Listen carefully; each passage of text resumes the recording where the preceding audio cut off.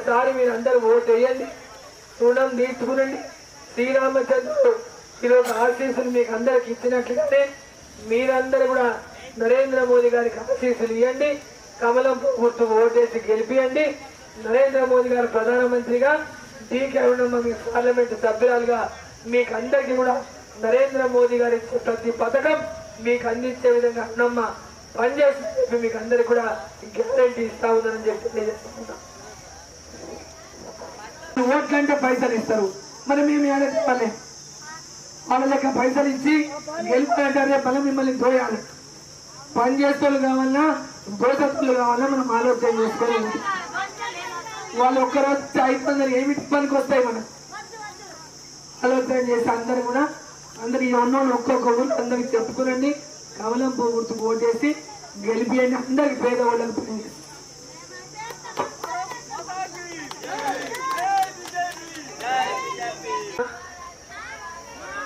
ఉన్న 4 పెట్టులు వచ్చినాయి. అందరికి 2 పెట్టులు వచ్చినాయి, ఎవరికి రాలేదు. నరేంద్ర మోదీ గారు ఇచ్చే ఇండ్లు పేదవాళ్ళకి ఇచ్చే ఇండ్లు రేపు పొద్దున అందరికీ పేదవాళ్ళకి రుణం అందియాలంటే ఈరోజు మనం పార్లమెంట్కి ఇవ్వాలి. నరేంద్ర మోదీ గారు ఇచ్చే ఇండ్లు, ప్రతి పేదవాళ్ళకి ఇచ్చే ఇండ్లు, ఈ ఊర్లో ఎవరెవరికి ఇండ్లు లేవో వాళ్ళందరికీ ఇచ్చే బాధ్యత డీకే అరుణమ్మ అని చెప్పి మీకు అందరూ నేను తెలియజేస్తాను.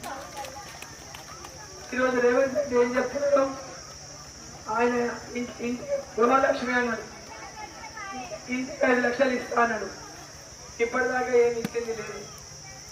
ఆ ఇచ్చే పైసలు నరేంద్ర మోదీ ఇస్తేనే ఇస్తాడు కదా, ఈయన ఇచ్చేది ఏం లేదు.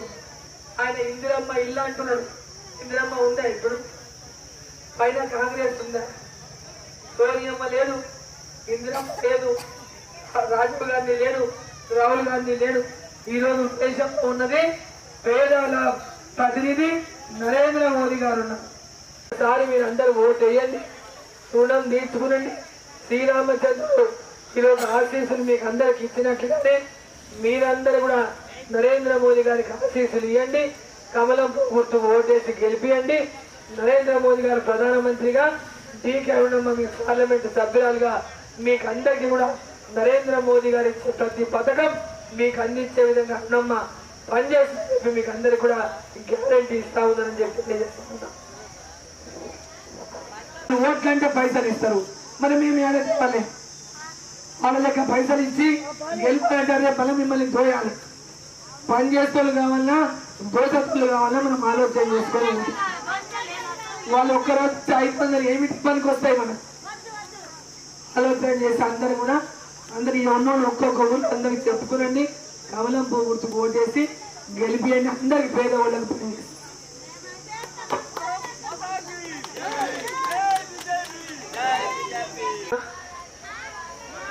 ఉన్న 4 పెట్టులు వచ్చినాయి. అందరికి 2 పెట్టులు వచ్చినాయి, ఎవరికి రాలేదు. నరేంద్ర మోదీ గారు ఇచ్చే ఇండ్లు పేదవాళ్ళకి ఇచ్చే ఇండ్లు రేపు పొద్దున అందరికీ పేదవాళ్ళకి రుణం అందియాలంటే ఈరోజు మనం పార్లమెంట్కి ఇవ్వాలి.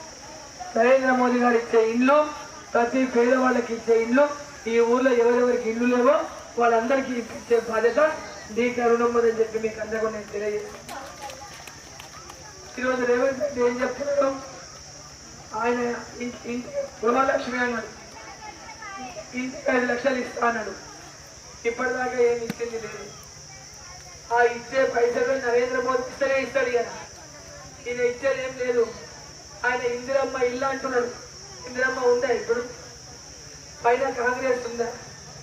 సోనియమ్మ లేదు, ఇందిరమ్మ లేదు, రాజీవ్ గాంధీ లేడు, రాహుల్ గాంధీ లేడు. ఈరోజు ఉద్దేశంతో ఉన్నది పేదల ప్రతినిధి నరేంద్ర మోదీ గారు ఉన్నారు.